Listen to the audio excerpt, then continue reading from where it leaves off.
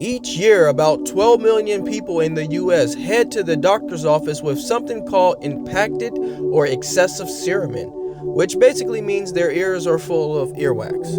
All those checkups lead to about nearly half of that in earwax removal procedures performed by the medical professional. Most of you educated people already know the purpose of earwax, but let's get into the purpose of it anyways. The purpose of earwax is really to keep your ear canal clean.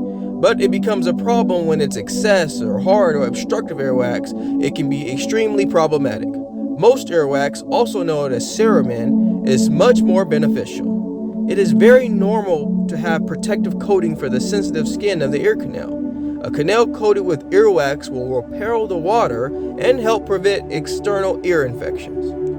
As you can see here, the lady using the Q-tip in other areas, also known as the cotton swab.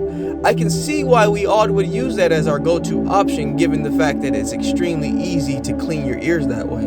But if we understand the physiological side of the ear, we'll know why it's extremely damaging to the eardrum and other areas in the ear. And let me put it this way, only a portion of the ear makes earwax. The body also has hairs, and the natural growth of canal skin is from the inside out. So it's very normal for earwax to slowly flow its way out of the ear. When people use Q-tips, they frequently clean out some of the wax, which is fine, but tend to also push some of it back deeper into the medial canal, which cannot be removed very well. In doing so, it gets pushed up against something called the tympanic membrane, which is also known as your eardrum. This causes impactions that can impair hearing and also lead to infection. Many of you may not be aware, but your eardrum is extremely fragile. When you use a cotton swab to clean out the wax, you irritate the skin inside your ear or even rupture your eardrum. The eardrum is so fragile that even a cotton swab can puncture it. Now the burning question is, can this cause Eustachian tube dysfunction? Absolutely.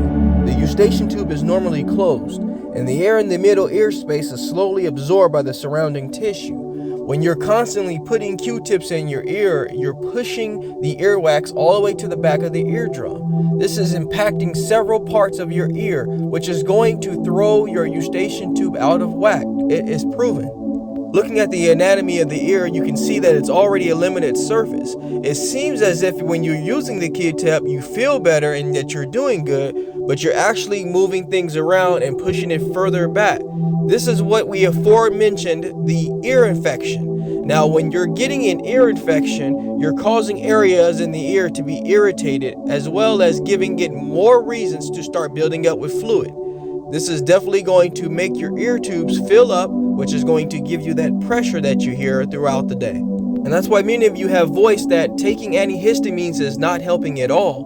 This is more of a physical issue rather than the body's response to histamine. I ask you all to subscribe to my channel so you can get the latest, greatest health and wellness videos, motivation, yoga, and meditation. But with all that being said, I'd like to leave you all with one thing. Being well is feeling well. Feeling well is doing well is living well. Take care, everybody.